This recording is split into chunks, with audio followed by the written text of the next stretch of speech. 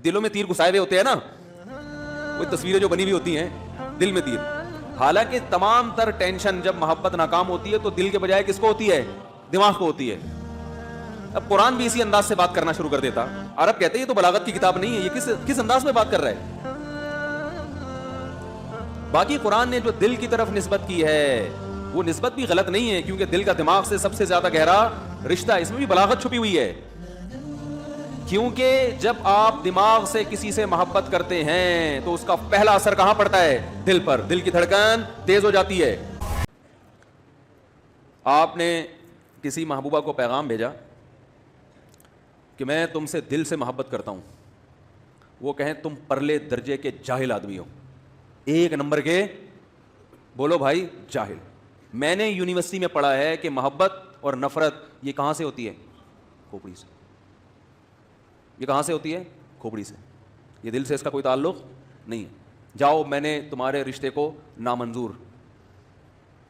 اب دوبارہ جب آپ نے ٹرائی کیا کہیں اور تو اب آپ کہہ رہے ہیں میں تم سے دماغ سے محبت کرتا ہوں، برین سے. وہ کہے گی تو پاگل ہے تجھے محبت کے اظہار کا طریقہ نہیں آتا، پتلی گلی سے نکل. تو بھائی نہ دل سے محبت کا اظہار کا لفظ استعمال کرنا سائنس کے خلاف ہے، سمجھ رہے ہو نا. نہ یہ کہنا اور یہ دماغ سے محبت کا اظہار کرنا سائنس کے حساب سے تو ٹھیک ہے، لیکن خود دماغ کے حساب سے ٹھیک. دماغ کہتا ہے یہ سائنسی تھیوری کا موقع نہیں ہے، یہ کھوپڑی استعمال کر تو دل سے ہی محبت کرے گا. دلوں میں تیر گھسائے ہوئے ہوتے ہیں نا، وہ تصویریں جو بنی ہوئی ہوتی ہیں دل میں تیر. حالانکہ تمام تر ٹینشن جب محبت ناکام ہوتی ہے تو دل کے بجائے کس کو ہوتی ہے؟ دماغ کو ہوتی ہے. اب قرآن بھی اسی انداز سے بات کرنا شروع کر دیتا. عرب کہتے ہیں یہ تو بلاغت کی کتاب نہیں ہے، یہ کس انداز میں بات کر رہا ہے. باقی قرآن نے جو دل کی طرف نسبت کی ہے وہ نسبت بھی غلط نہیں ہے، کیونکہ دل کا دماغ سے سب سے زیادہ گہرا رشتہ ہے. اس میں بھی بلاغت چھپی ہوئی ہے، کیونکہ جب آپ دماغ سے کسی سے محبت کرتے ہیں تو اس کا پہلا اثر کہاں پڑتا ہے؟ دل پر. دل کی دھڑکن تیز ہو جاتی ہے. اس کی مثال ایسے ہے جیسے قرآن کہتا ہے وَإِذَا سَمِعُوا مَا أُنزِلَ إِلَى الرَّسُولِ تَرَىٰ أَعْيُنَهُمْ تَفِيضُ مِنَ الدَّمْعِ. اے نبی جب یہ یہود و نصارہ قرآن کی تلاوت سنتے ہیں آپ ان کی آنکھوں کو دیکھتے ہیں کہ بہنا شروع کر دیتی ہیں. حالانکہ آنکھیں کسی کی نہیں بہتی، آنسو بہتے ہیں، آنکھیں اپنی جگہ پہ فٹ ہوتی ہیں. اب اس دور میں کوئی سائنسدان ہوتا جس کو سائنس کا ہیضہ ہو گیا ہوتا. معذرت، سائنسدان ہونا بری چیز نہیں ہے، سائنس کا ہیضہ ہونا کیا ہے کہ جہاں سائنس فٹ نہیں بھی کرنی وہاں کیا کر رہے ہیں. وہ ایک حکیم صاحب نے مجھے بتایا کہ میرے گھر میں کھانا پکتا ہے تو گھر والے میرے خلاف ہو گئے ہیں، کیونکہ وہ ہر وقت غذاؤں کے بارے میں نا گھر والوں نے کہا چنے کی دال پکے گی تو میں کہتا ہوں، وہ حکیم کہتے ہیں میں کہتا ہوں اس کے ساتھ ماش ملا لو، اس سے بیلنس ہو جائے گا. یہ خشک ہوتی ہے، وہ کیا ہوتی ہے؟ ذرا تر ہوتی ہے. تو سارا دن وہ کیا کرتے رہتے ہیں غذاؤں میں.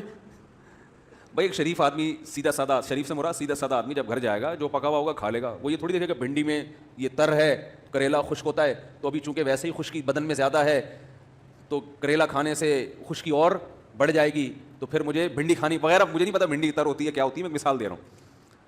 وہ جو پکا ہوگا تمیز سے کھا لے گا، بولے گا کھانے کا مقصد حاصل ہو گیا، طاقت آ گئی، نکل لے گا پتلی گلی سے. ٹھیک ہے نا. حکیم صاحب جب گھر میں جائیں گے تو کیا ہوگا؟ ایک تو نارمل حکیم ہوتے ہیں وہ بھی گھر جاتے ہیں تمیز سے کھا لیتے ہیں، مگر اگر خدا نخواستہ حکمت کا ہیضہ ہو گیا آپ کو، حکیمی کا کیا ہو گیا؟ ہیضہ، تو سارا دن بیٹھ کے بیلنس ہی کرتا رہے گا نا. میں ایک دفعہ مدرسے میں پیاز، کچا پیاز جو ہے نا اس میں دہی ملائی اور کھا رہا تھا، اس لیے کہ پیاز اور دہی کی چٹنی بڑی مزے کی ہوتی ہے. تو حکیم صاحب تھے ہمارے ساتھ، وہ آئے اور کہنے لگے یہ جو پیاز کے ساتھ آپ نے دہی ملایا ہے یہ جوڑ بہترین جوڑ ہے. بالکل صحیح کیا آپ. یہ آپ کو کس نے بتایا؟ مجھے کہنے لگے پیاز میں پتہ نہیں کیا ہوتا ہے اور دہی اس کا بیلنس کر دیتی ہے اس کے سائڈ افیکٹ کو. یہ آپ کو کس نے بتایا؟ میں نے کہا مجھے نہیں، مجھے تو مزہ آ رہا ہے بھائی کھانے میں. سیدھی سیدھی پیاز دہی کا ملاپ کیا ہے؟ ہٹو بچوں ہے، خاندانی ملاپ. ہم جو شربت میں نیمبو ملا کے پیتے ہیں اس لیے تھوڑی کہ وٹامن سی کا تناسب اس میں بڑھ جاتا ہے اور پھر وہ اس سے آپ کے جو امیون سسٹم ہے، جو ہمارا جو دفاعی نظام ہے وہ وٹامن سی سے کیا ہوتا ہے؟ بول لو نا، مضبوط ہوتا ہے نا، وہ بڑا مضبوط ہو جاتا ہے. اب آپ نے کہ جی نیمبو اس میں ڈالا جائے تو وہ سسٹم ٹائٹ ہو جاتا ہے اور یہ بھائی ہمیں تو مزہ آتا ہے یار لیمو نچوڑ کے شربت میں پینے سے.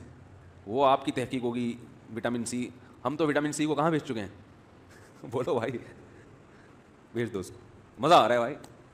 تو اسی طرح بات یہ چل رہی تھی کہ آپ نے کسی محبوبہ سے کہہ دیا کہ میرا دل تم پہ عاشق ہے، وہ میڈیکل سائنس کی اسٹوڈنٹ تھی, اس نے کہا تم تو بالکل جاہلوں والی باتیں کر رہے ہو, یہ تو 200 سال پہلے بلکہ 1000 سال پہلے ریسرچ سے ثابت ہو چکا ہے کہ عشق دل سے نہیں بلکہ کہاں ہوتا ہے, دماغ سے ہوتا ہے. تو آپ اس سے کہیں گے بھائی تو رہنے ہی دے, تیرے ساتھ گزارا بولو بھائی نہیں ہے. تو قرآن ایک بلاغت کی کتاب ہے. ہاں میں یہ عرض کر رہا تھا کہ قرآن میں کیا آتا ہے, وَإِذَا سَمِعُوا مَا أُنزِلَ إِلَى الرَّسُولِ, جب رسول پہ جو کلام نازل ہوا یہ دیکھتے ہیں, تَرَىٰ أَعْيُنَهُمْ تَفِيضُ مِنَ الدَّمْ, آنسوؤں سے ان کی آنکھیں بہنا شروع کر دیتی ہیں, حالانکہ آنکھیں کسی کی نہیں بہتی. جب نبی صلی اللہ علیہ وسلم پر یہ آیت نازل ہوئی, آپ نے عربوں کو پڑھ کے سنائی, تو کسی عرب نے یہ اعتراض نہیں کیا کہ تحقیق سے پتہ چلتا ہے کہ آنکھیں نہیں بہتی بلکہ کیا بہتے ہیں, آنسو. وہ سمجھتے تھے بھائی ان کا مطلب کیا ہے, مقصد یہ ہے کہ بہت زیادہ روتے ہیں بس, اس کے علاوہ اور کوئی مقصد نہیں ہے. دیکھو ہم عام محاوروں میں کہتے ہیں کہ فلاں کی آنکھیں سو گئی ہیں, کہتے ہیں نا, حالانکہ آنکھ نہیں سوئی ہوتی, سویا کیا ہوتا ہے, دماغ. لیکن اس کا اثر کہاں ظاہر ہوتا ہے, آنکھ پر, اور ایسا اثر کہ نظر آ رہا ہوتا ہے. اثرات تو اور بھی جگہ پہ ظاہر ہوتے ہیں مگر اس کے لیے سائنسی تحقیق کے ہم محتاج ہیں. آنکھ پہ جو اثر ظاہر ہوتا ہے وہ پھر بدیہی نظر آتا ہے. تو اسی طرح قرآن دل کی طرف نسبت کرتا ہے, اس لیے کہ دماغ میں جب بھی کوئی چیز داخل ہوتی ہے, محبت یا خوف, اس کا فوری اثر کہاں آتا ہے, دل پہ. دل کی دھڑکن تیز ہو جاتی ہے. تو اس لیے ساری دنیا میں جب بھی کسی سے محبت یا خوف کا تذکرہ کیا جاتا ہے, یہاں تک کہ سائنسدان اپنی لیبارٹری سے باہر جب اس بات کا تذکرہ کرے گا تو وہ بھی کس کی طرف نسبت کرے گا, دل کی طرف.